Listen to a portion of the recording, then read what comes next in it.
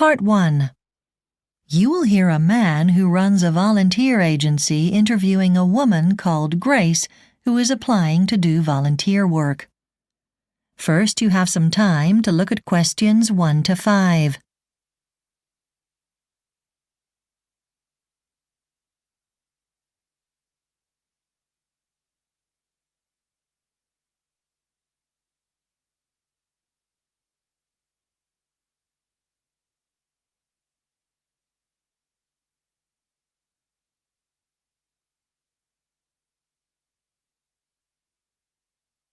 Now listen carefully and answer questions 1 to 5. Hello, Grace. I'm William. Thanks for coming in for this interview. It's very important for us to meet our volunteers in person. I understand. It's no problem at all. OK, let's get started. What's the best phone number to contact you on? My mobile phone's probably best. The number's 021 636 7189. But I can't always answer it during the day. I'll give you my email address as well. I check it frequently. OK, I'll make a note that email's a good way to contact you. What's the address? It's graceb@travel.co.nz. I chose it when I was younger, and I just haven't changed it since. It's easy to remember. Now, do you have any particular qualifications, Grace? I'm a housewife now, but I used to be in teaching. I trained for that and got my diploma, although I haven't done it for years. Before having children, I worked as a bank teller. All right. I need to find out when you'll be available during the week. You said you have children. Are they at school? Yes, both of them are. So I can't start work before 8:15 in the morning or work past 3 o'clock in the afternoon. So you'd be looking for about 4 or 5 hours a day, say 9:15 a.m. to 2 p.m? That gives you time to get to and from school to work. That's perfect. It's important for me to be there for my children. Of course. And are you looking to work Monday to Friday? Yes. If it gets to be too much, I can rethink it later. Now, Grace, you obviously have a lot of work experience, but have you done any volunteer work before? During the Rugby World Cup, there were many visitors who didn't know their way around or what they should see and do in Auckland City. So I worked as a guide to help introduce the city to tourists. I really enjoyed it. OK, good. Have you done anything else? Perhaps when you were at school or university? Did you do any volunteer work there? When I was at university, the manager of a netball team asked me to be the coach, and I did that. Great. It sounds like you like your sports. I used to, but not so much nowadays. OK. Before you hear the rest of the conversation, you have some time to look at questions 6 to 10.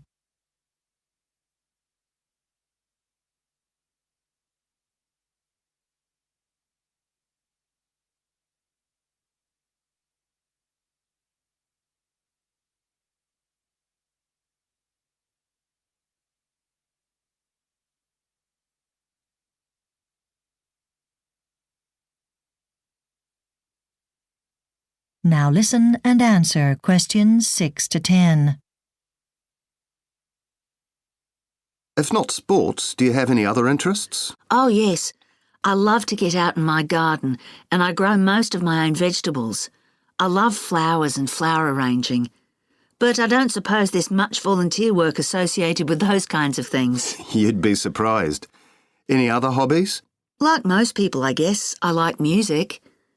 Actually, I can play the guitar, but I haven't done much for a while, so I'm a bit rusty. One day I'd like to have a go at the flute. OK. That gives me a good idea of the type of work you might be interested in. Ideally, it'd be something that combines your experience and your hobbies. If you're interested in something outdoors, I have a position helping out on a farm. That's just for a month. It's not too physically demanding, though it does require you to be on your feet all day. And it'd be nice as long as the weather is fine, but I imagine it could be uncomfortable in the rain or the heat. In the past, we've had many positions working in community centres. They've been working with the disabled or teens. The position we have available now is with elderly men and women. They have activities like flower arranging, music lessons, sing-alongs, things like that. Both of those sound great. I'm really open to anything. That's nice to know. Just a couple more questions. Why do you want to do volunteer work?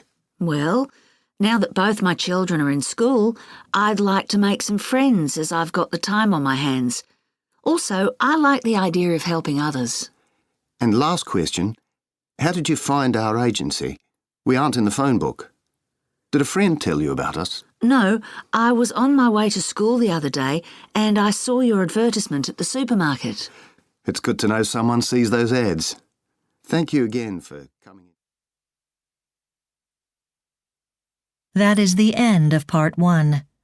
You now have 1 minute to check your answers to Part 1.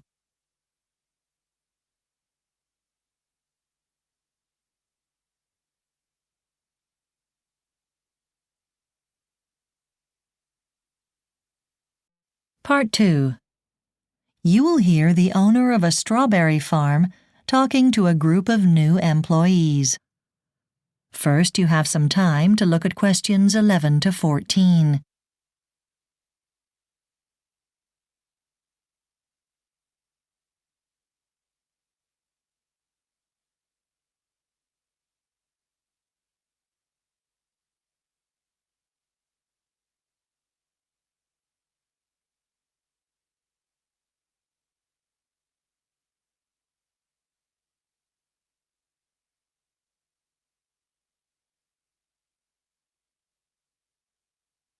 Now listen carefully and answer questions 11 to 14.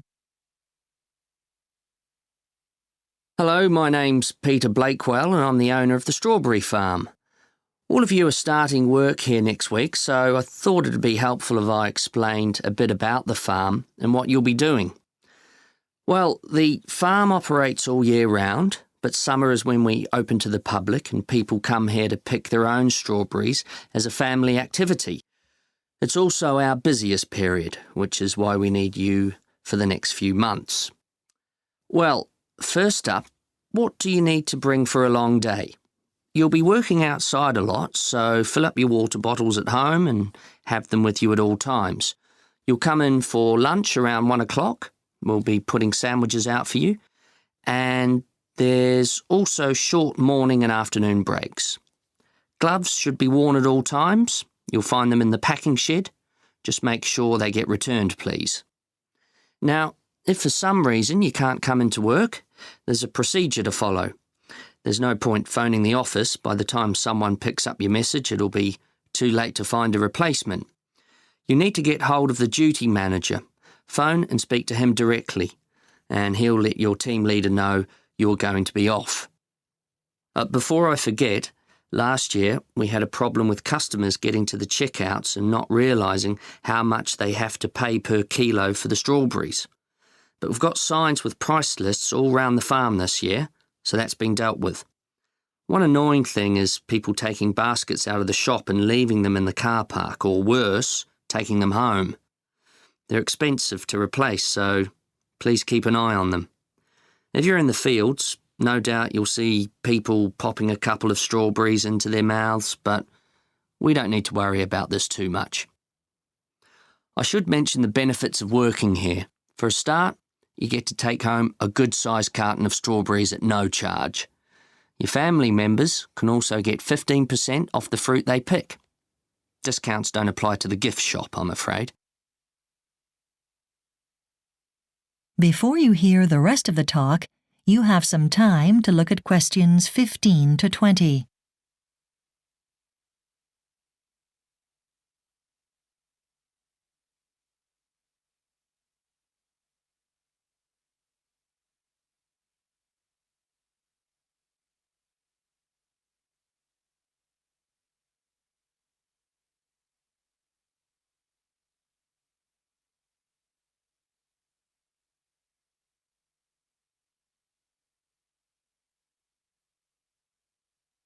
Now listen and answer questions 15 to 20. All right, let's look at the map you all have to give you an idea of the farm's layout. We'll start with the staff room. See the main building? The entrance is at the bottom of your map. Well, above the main building on the map is a row of 3 smaller buildings. The staff room is the middle one. If you need to go to administration, that's easy to find. In the main building, you've got the 3 checkout desks in the bottom right-hand corner and the cafe in the top corner. And the other large inside area is the shop, so administration is the other room there. It's in the top left-hand corner. Some of you are working in the packing shed. You see where the main building is, and then at the top of the map, there are the round water tanks, 4 of them. The packing shed is the bigger of the 2 buildings directly below the tanks on your map. Not easy work, but at least you'll be in the shade. If you're driving to work, you'll need to know where the staff car park is. So that's to the left of the main building, the area nearest the bottom of the map. Park there and then either use the front entrance or that little door on the left of the main building. Right, let's talk about where the customers can and can't pick their own strawberries. They're not allowed to enter the commercial growing areas, and you can see Area 1 already marked on your map. That means there are 2 sections where customers are allowed to pick their own fruit. The section with strawberries that are ready to pick now, the ripe strawberries, that's the L-shaped section right at the top of the map on the left. The unripe strawberries will be ready in about 3 weeks. So that section, it's above Commercial Growing Area 1, and you can see it from the cafe. Okay, so does anyone have any questions about? That is the end of Part 2. You now have 30 seconds to check your answers to Part 2.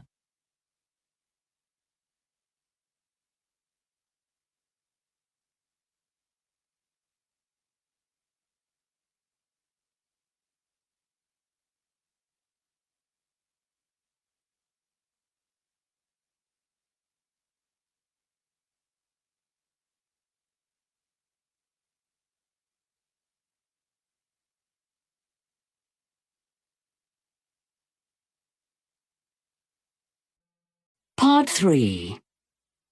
You will hear an engineering student called Kathy discussing a piece of work with her tutor. First, you have some time to look at questions 21 to 26.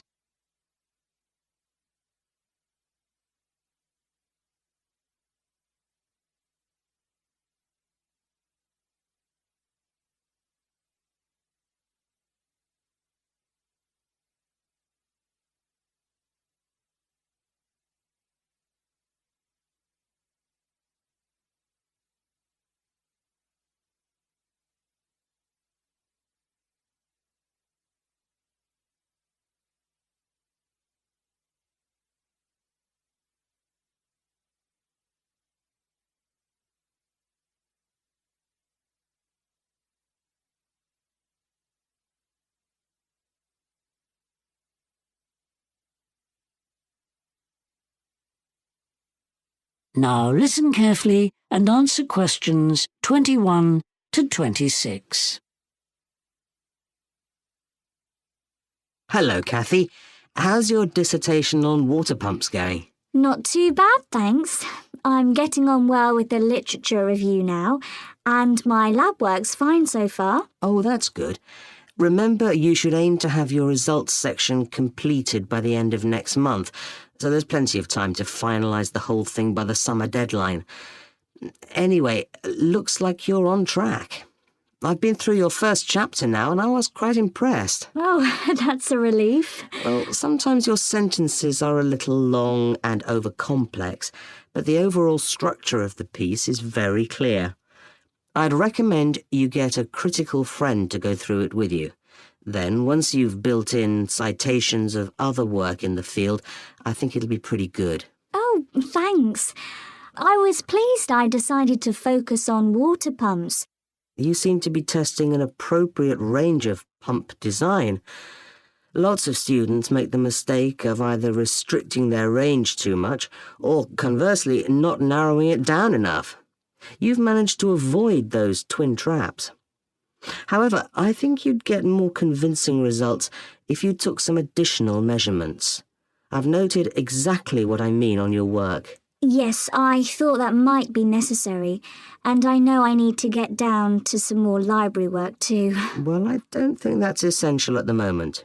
Oh, right. So what do you suggest I do next? Repeat my last experiment using different variables? Well, you could have a word with James Higgins tomorrow. He's coming here to give a lecture on hydraulics to the faculty, and it would be a great chance to have a chat with him, especially as your experimental work has drawn so heavily from his last article in the British Engineering Journal. Oh, fantastic. And you never know how successful a chat with him might turn out to be.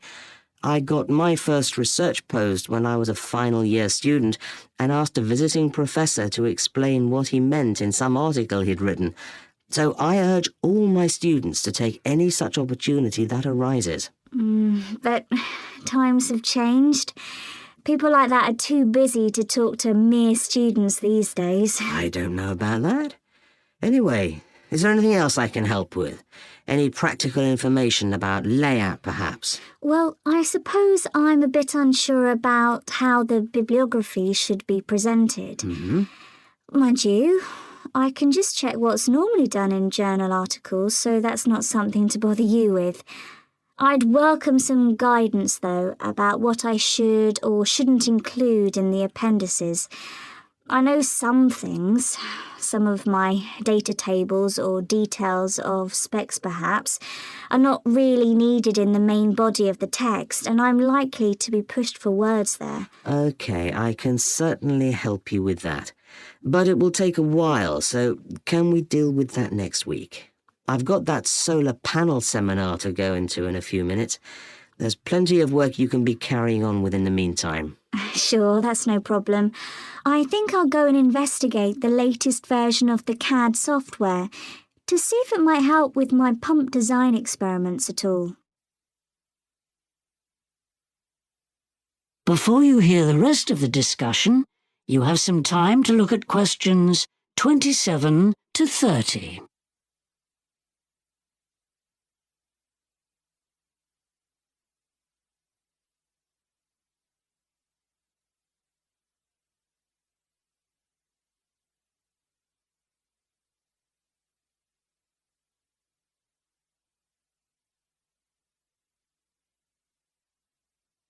Now listen and answer questions 27 to 30. Before you go, though, I'd like quickly to run through what you should be doing over the next few months, not just for your dissertation, but also to help your chances of getting the research post you'd like. Is that okay with you? Yes, that would be really helpful. Well, you certainly need to become a member of the Mechanical Engineers Society. And then you'll be able to go along to their meetings. There you must make a point of making yourself known to various people like Professor Jones. He's the current president and is very approachable. Okay, so I could do some networking there. Exactly. Also, I think you should try to set up some visits to industry. Go to a lot of different workplaces just to see how things are done. It's actually a very good way of making sure you're familiar with the cutting edge of what's going on. Textbooks, even academic articles, sometimes lag behind industry. That sounds really interesting.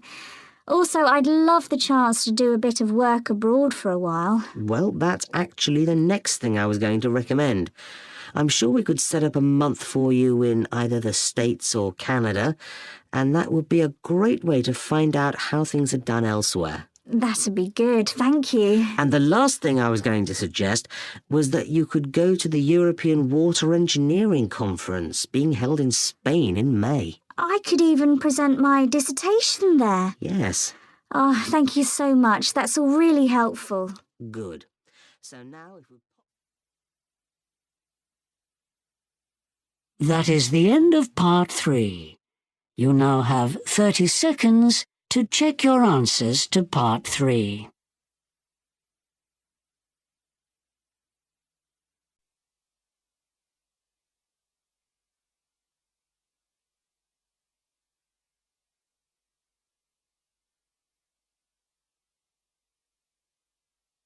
Part 4.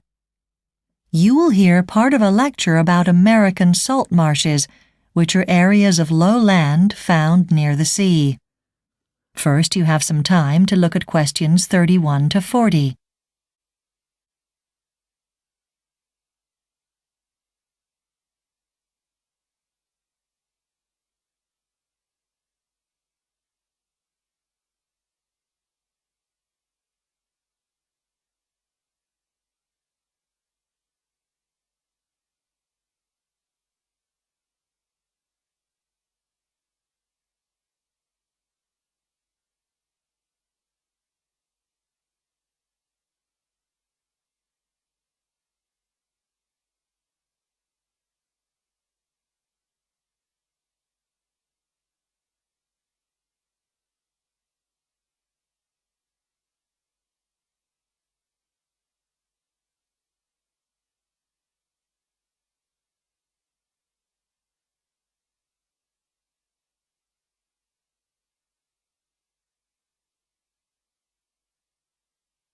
Now listen carefully and answer questions 31 to 40. Right. This morning I want to give you a brief introduction to a different kind of habitat, American salt marshes. And then we'll examine a particular inhabitant of the marsh, the horseshoe crab. Okay, so what are the defining features of a salt marsh to begin with? Well, salt marshes are found on the coast in various parts of the USA. They are really areas between land and water. Obviously, these are very wet areas, and the salinity, that's the amount of salt in the water, ranges from ocean strength to almost fresh. In other words, very low indeed. And the salt marshes are affected by daily changes in sea levels. The sea might wash in over them as frequently as twice a day, so the habitat is constantly changing. The amount of salt in the water rises and falls, as does the depth and warmth of the water. We'll be having a detailed look at the horseshoe crab in a moment, but marshes provide plentiful food for other creatures that feed there too, such as worms and shrimps. This food comes in the form of plants that thrive there. Interestingly enough, 200 years ago, the flow of water in marshland in the United States was controlled so that rice could be grown there. Little is grown there today, but 15% of coastal marshes are enclosed artificially in order to attract wild birds to the area, and we'll be examining those too.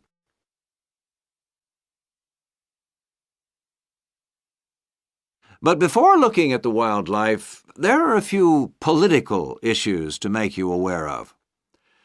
There are always controversial issues when humans decide to make changes to natural habitats. During the past 20 years, many objections have been voiced to the building of artificial earth walls, or dikes, to use the correct term, on salt marshes to control the natural flow of seawater. Since the walls restrict the movement of high volumes of water, this means that the natural habitat of local aquatic life is reduced. And because the water is shallower, the temperature of the water may rise significantly during periods of low rainfall. In addition, although the insects are very happy there, many people are unhappy with the dikes. This isn't because they distract from the natural beauty of the landscape, but because their presence means it's more difficult for walkers who appreciate the marshes to go where they want. There is controversy over the different values placed on the resources of the marshes. Some people would like to see them used more fully for hunting, while others would like to see business permits granted to allow for further development. Interestingly, in the mid-20th century, marshes were not thought of as valuable at all, and over half of the salt marshes in the USA were destroyed at that time. In the main, this was due to filling the marshes to create more land for housing developments and to control the mosquito population. However, state laws now do reflect the importance and growing appreciation of marshes, not only as natural habitats, but also because they provide a natural barrier against storm damage, and therefore limit the amount of land lost to the sea. Right.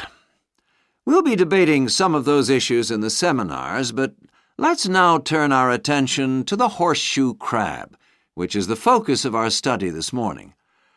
Horseshoe crabs have changed very little in the last 350 million years.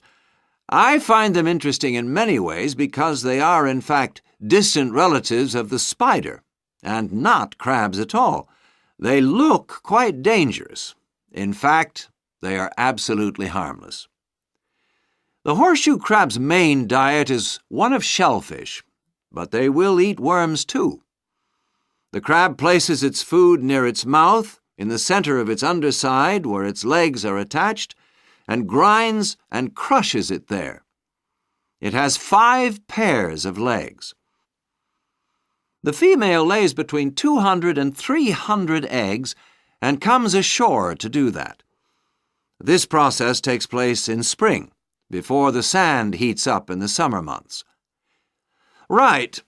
What I'm going to do now is show you some photos. That is the end of Part 4. You now have 45 seconds to check your answers to Part 4.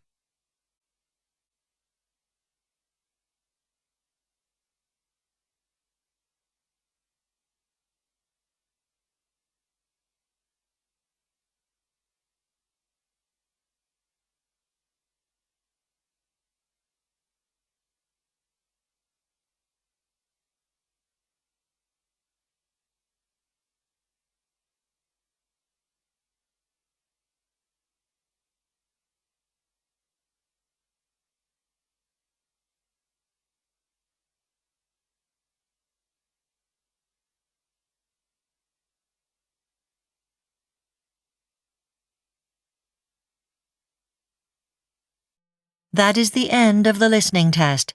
You now have 10 minutes to transfer your answers to the listening answer sheet.